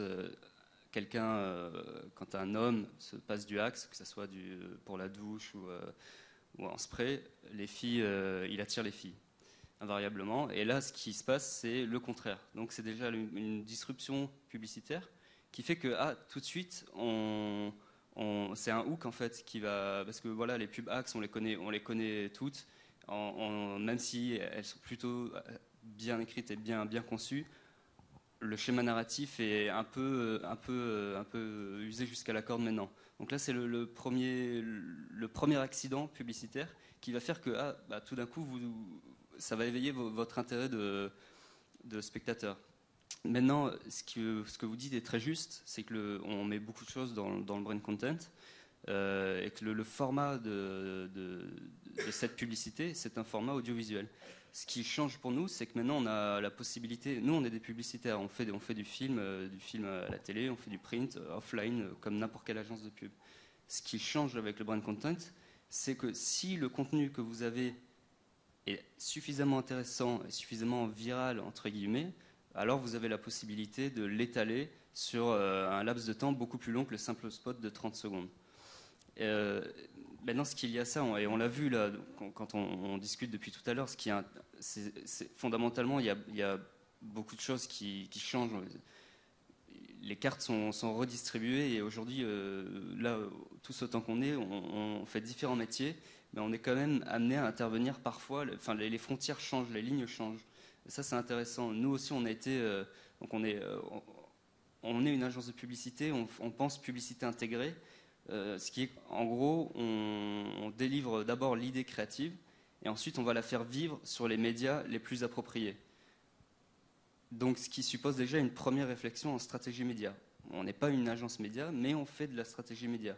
On est la première agence de publicité à avoir reçu le Grand Prix de la stratégie média. C'était pour Transcash, qui était une campagne, donc c'est du versement d'argent à l'étranger. Et en fait, on avait placé tout simplement notre contenu aussi dans les PMU. Bon, déjà, ça, c'est assez innovant pour une agence de publicité. Évidemment, la campagne ne se résumait pas à ça, mais vous voyez que déjà, dans le travail de l'agence de publicité traditionnelle, il y a d'autres compétences qui viennent s'intégrer et s'ajouter. Donc, ce qui fait qu'aujourd'hui, on est amené, chacun dans nos différents métiers, à intervenir dans différents domaines de compétences. Et ce qui fait que c'est évidemment plus intéressant. Moi, du coup, je vais rebondir sur ce que tu dis. Effectivement, les frontières n'existent quasiment plus. Après, je pense que tout le monde ne peut pas bien faire toutes les disciplines. C'est pas possible. Moi, j'ai été amené, de la même façon que Buzzman a fait des stratégies médias, j'ai été amené à faire de la création. Je suis allé chercher des gens qui sont des spécialistes de la création. Après, je pense que c'est au client aussi de savoir, d'aller chercher chez ses partenaires, agences, producteurs ou autres, toutes les expertises qui lui paraissent les plus utiles à mettre autour de la table. Et ensuite, il faut réussir à mettre une agence pilote, ou en tout cas une agence chef d'orchestre. Ça ne veut pas dire qu'elle décide, ça veut dire qu'elle fait en sorte que tout le monde se parle. Encore une fois, le cas de Axe selon le sujet est intéressant, puisque je pense que Axe et Unilever, s'entourant à la fois d'un Buzzman et d'un Mindshare, réunis, et puis aussi d'une agence américaine qui lui produit le Axebot, réunit différentes excellences, différentes expertises qu'il arrive à faire parler ensemble. C'est hyper rare. Et la richesse de Axe, c'est d'arriver à faire des projets intégrés. Et vous verrez, aujourd'hui, il y a des gens qui arrivent pas mal à le faire aussi au sein du groupe Publicis. C'est Orange. Orange, aujourd'hui, arrive à faire travailler Conseil, Marcel, et puis également Moxie. Cette force, c'est à mon avis la clé de réussite pour beaucoup de marques. C'est d'arriver à faire en sorte que tous les experts métiers aillent dans le même sens. C'est compliqué. Alors c'est quelquefois plus simple quand on a toutes les agences au sein d'un même groupe. En l'occurrence, Buzzman, Mindshare, on n'est pas dans le même groupe, on arrive à se parler, on arrive à s'entendre, on arrive à trouver chacun nos domaines d'expertise et à échanger. Voilà. Et encore une fois, je pense que tout le monde ne peut pas tout bien faire. Moi, par exemple, quand je montre une stratégie de contenu, mon client, je ne lui dis pas que c'est moi qui produis. Il y a des agences qui ont décidé dans leur creds, dans leur positionnement, de dire qu'elles étaient producteurs. Moi, je n'ai jamais dit que j'étais producteur. Je ne suis pas producteur. Je serais ravi de discuter avec tous les producteurs qui sont ici dans la salle après, parce qu'ils ont une richesse à m'apporter. Voilà. Et par contre, je pense recommander à une marque la façon dont elle doit exploiter des droits, la façon dont elle doit être éditrice ou pas, ce qu'elle peut faire d'un programme, ce qu'elle ne doit pas faire, jusqu'où elle doit aller acquérir certains droits, comment elle peut les réexploiter, etc., etc. Ça, c'est mon métier. Et ça, pour le coup, il n'y a pas beaucoup d'agences de publicité, je m'en rends compte, qui, par exemple, sur des problématiques très de contenu éditorial, savent le faire. Bon, peut-être qu'elles vont se développer là-dessus demain. Je pense qu'après, chacun doit avoir son expertise et à lui de le savoir le mettre en avant et le vendre à son client. Voilà. Et quand moi je vends un projet, j'emmène le producteur avec moi en réunion. De la même façon que j'emmènerai mon créatif. Quand j'ai monté Ticket Nouvelle-Zélande, j'ai emmené Ilomba Image avec moi en réunion. On a concrétisé le projet ensemble. Et voilà. Une autre question? Oui, moi j'avais une petite question. Du coup, dans le processus, puisque tu as invité les producteurs à venir te voir, et je te remercie, je pense qu'ils vont être nombreux à venir te voir à la fin de cette intervention. Tu es dans quel processus de travail avec eux? Tu attends qu'ils viennent avec des idées ou tu attends qu'ils viennent avec des compétences et ensuite tu travailles avec des créatifs pour les idées? C'est quoi le process? Je pense que, encore une fois, repartons de la stratégie. Il y a une marque, elle nous donne un brief. On identifie dans une stratégie de contenu global ce qui est intéressant à faire ressortir comment on va pouvoir faire quel contenu, sur quel type de contenu on va aller. Est-ce que c'est du contenu social? Est-ce que c'est du contenu publicitaire, éditorial? Et ensuite, à nous, quelle que soit la problématique, de craquer les bons insights. Ça, c'est un métier d'agence. C'est un métier qui est issu du planning, de gens qui savent aller craquer le bon insight, à la fois culturel et l'insight conso. Et faire matcher les deux, c'est ce qu'il y a de plus difficile.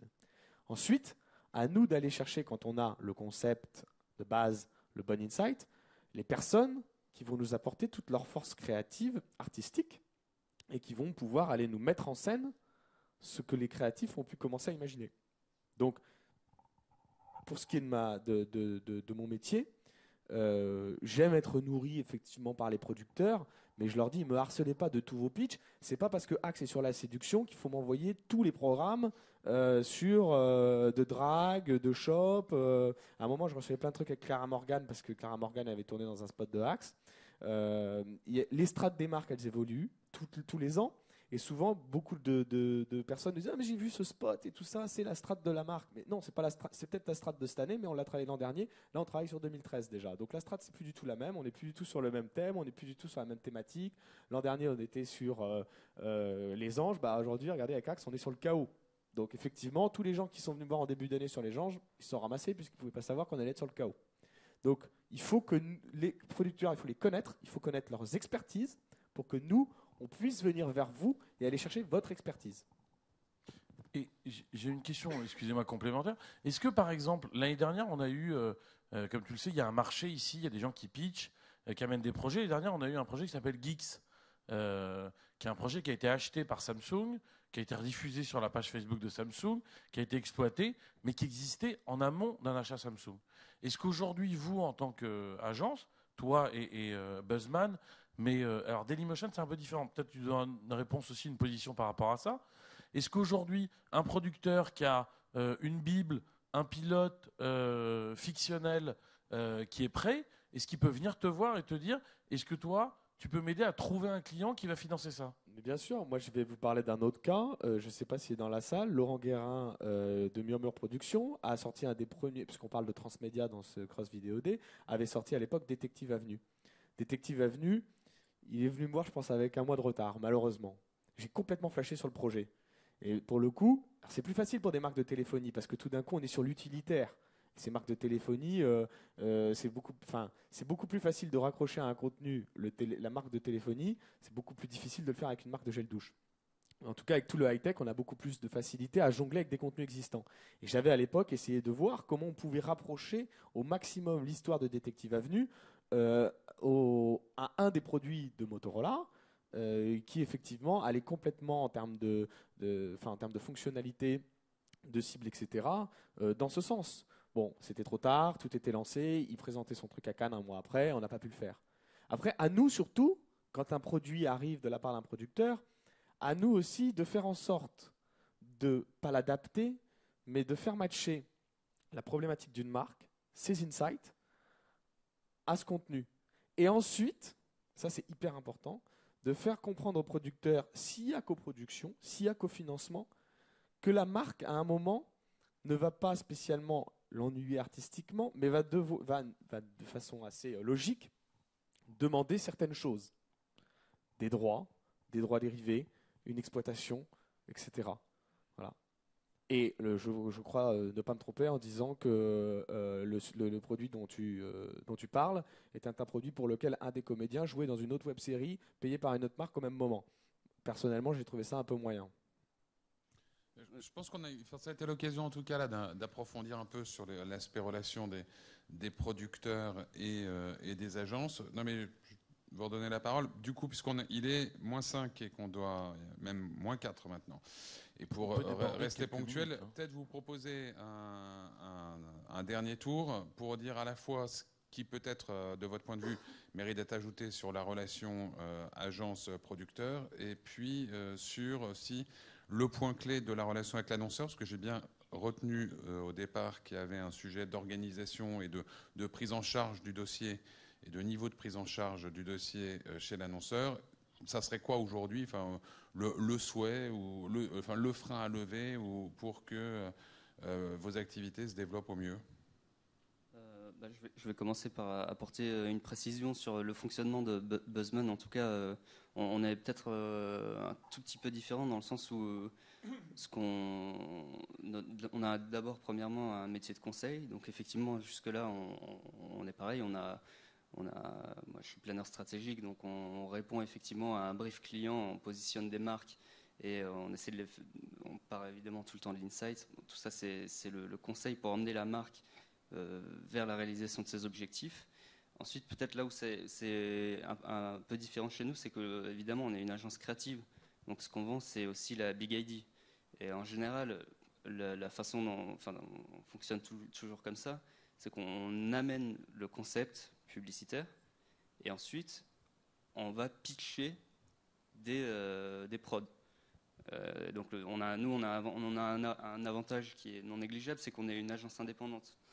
Donc on sait déjà par rapport à notre concept, par rapport à notre client, et à l'écriture de notre opération, que ce soit un film ou autre, on a déjà en tête des idées des boîtes de prod qui vont pouvoir être amenées à intervenir sur ce sujet.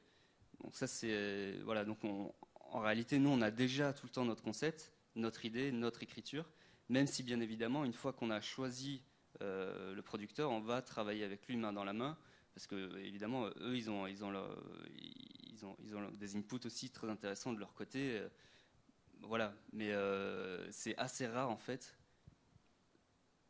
En tout cas, chez nous, je n'ai pas d'exemple en tête de se réapproprier plus ou moins un contenu qui existe déjà pour le brander parce qu'on trouve qu'il match avec une problématique de marque, quoi.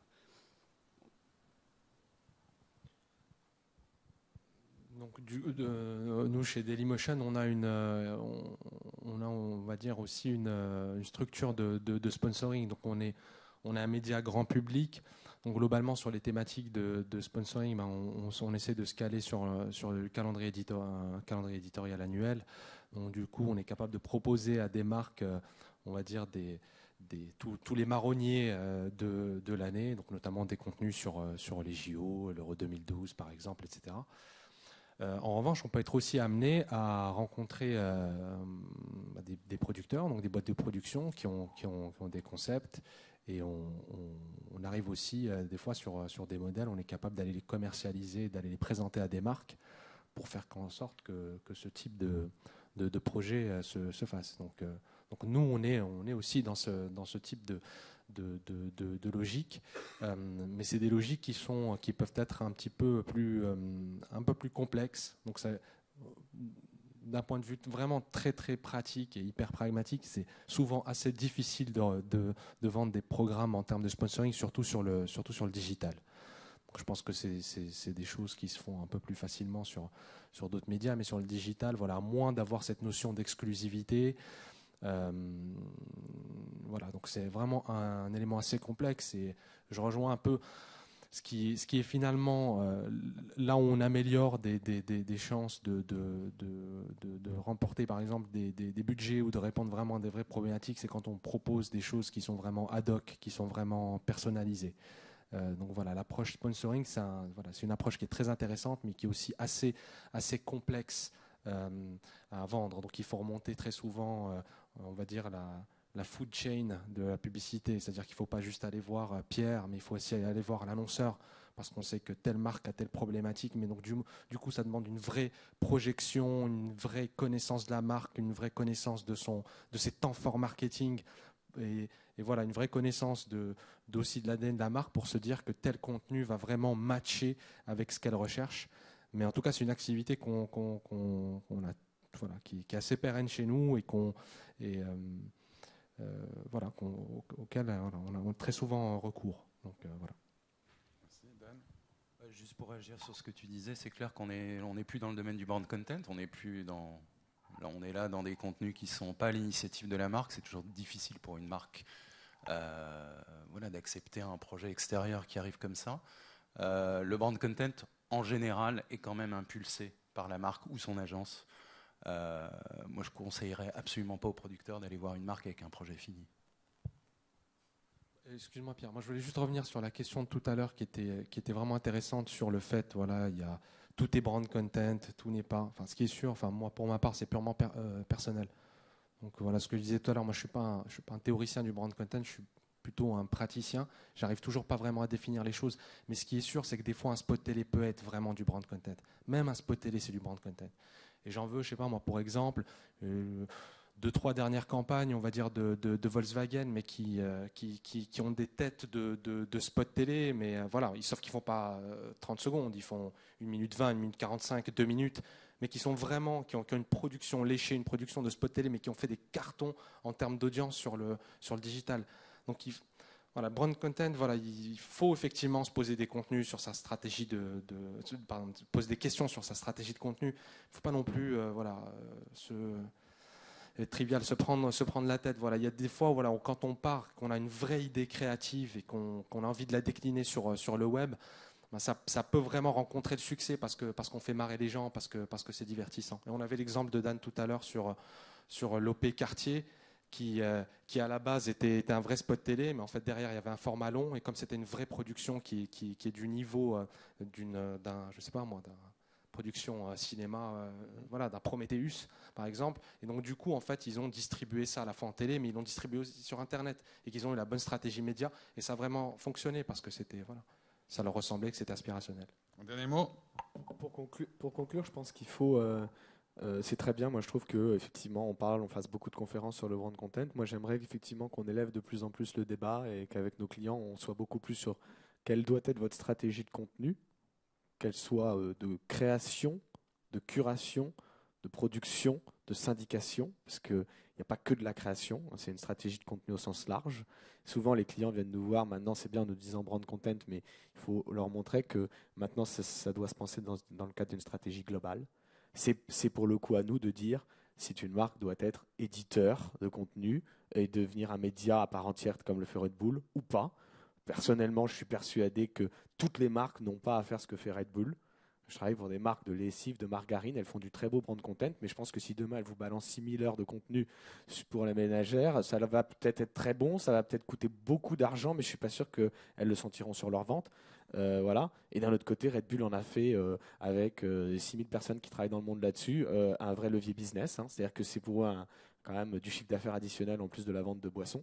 Bon, vous voyez, donc il faut penser à une stratégie de contenu globale déjà, essayer de définir ce qu'une marque doit faire au sein de cette multitude de contenus qu'elle peut trouver sur le web, comment elle doit interagir justement avec les internautes et comment elle doit exister. Est-ce qu'elle doit faire de la curation? Est-ce qu'elle doit faire de la production? À quel moment?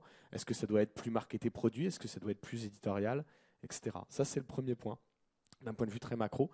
Et le deuxième point, pour parler de ce qu'à mon sens le brand content, comment il va évoluer, de ce que ça va donner plus tard, je pense qu'il faut penser encore plus à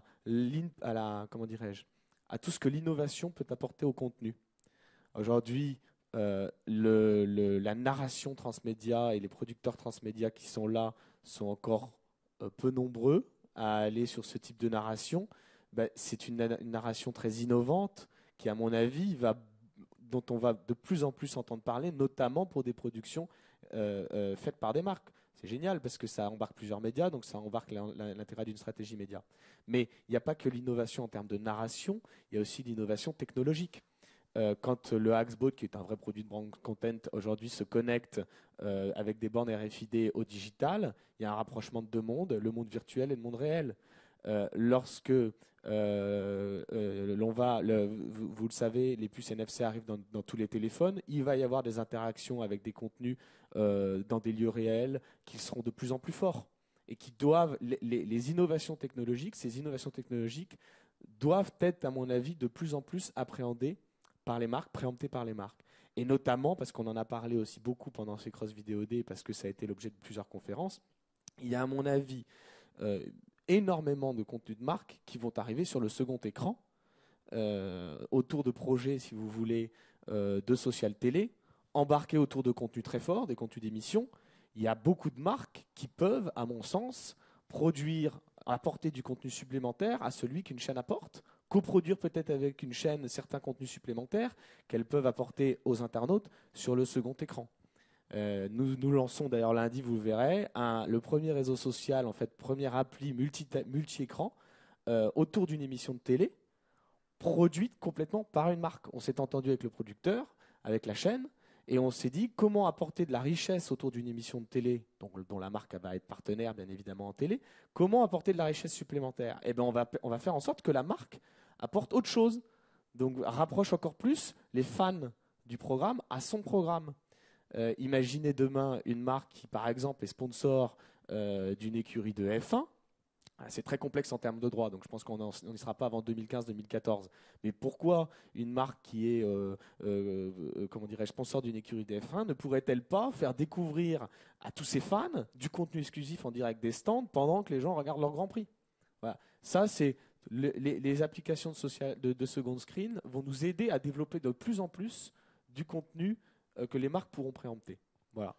Peut-être un mot d'ailleurs pour clôturer et rebondir sur ce qui vient d'être dit sur le deuxième écran. Il se trouve que ma structure, donc le NPA Conseil, vient de finir avec l'Institut CSA une étude qu'on va publier incessamment sous peu sur l'utilisation du deuxième écran et qui montre que 74% de ceux qui regardent la télévision utilisent un deuxième écran, ordinateur, tablette ou smartphone, et enfin 74% en règle générale et 66% au moins une fois par semaine, avec à l'intérieur de ces 66% une grosse moitié qui interagit notamment avec le programme télé. Parfois, certains font juste du sudoku, du courrier, etc., mais beaucoup interagissent avec la télé. Il y a une vraie place à prendre pour les marques, à mon sens. Absolument. Voilà. Merci beaucoup pour Merci avec nous. Merci à vous, messieurs. Merci beaucoup. Je vais conclure ces 2 journées. Merci pour cet excellent débat. C'était 2 journées passionnantes pour nous, passionnantes à créer et passionnantes à vivre. J'espère que c'était le cas pour vous aussi. En tout cas, les retours que j'ai eus au bar, au resto ou sur les gradins étaient plutôt positifs. Je vous donne rendez-vous à l'année prochaine. On organise un autre événement, si vous voulez passer le slide là-haut, qui va se passer ici aussi dans quelques semaines, mois. Ça s'appelle Sport Numericus, c'est le sport et le digital. On reste dans le même esprit, mais on parle de sport. Et on va parler de télé, on va parler de web, on va parler de mobile, on va parler de second screen, on va parler de tout ça. Enfin voilà, on reste en contact. Tenez-nous au courant de vos projets, comment ils sont financés. Et on vous informera sur Facebook, sur Twitter, de tout ce qui se passera autour de la communauté des Cross Video Days. Permettez-moi encore de dire un grand merci à tous nos partenaires, de les citer rapidement. Le Pôle Média Grand Paris, Cap Digital, Futur en Scène qui démarre ce soir, Pleine Commune qui, en plus de nous soutenir, nous a fourni un peu de champagne pendant ces 2 jours, c'était fort agréable. L'AFDESI, Orange, le CNC, la mairie de Saint-Ouen, le Stade de France, bien d'autres, dont NPA Conseil, et Brand Sony qui a capté tout ça. Toutes les vidéos, pour ceux qui regardent et pour ceux qui sont là, sont en ligne, accessibles gratuitement. Vous pourrez les retrouver en VOD. Celles d'hier sont déjà là. Celles d'aujourd'hui seront là demain. Et elles resteront pendant quasiment 1 an. Donc n'hésitez pas à vous y référer, à les partager sur le net avec grand plaisir. Merci à vous tous. Merci à toute l'équipe pour leur super boulot. En régie, derrière, au marché, Pervenche, Laure, tout le monde. Et merci à vous et à l'année prochaine.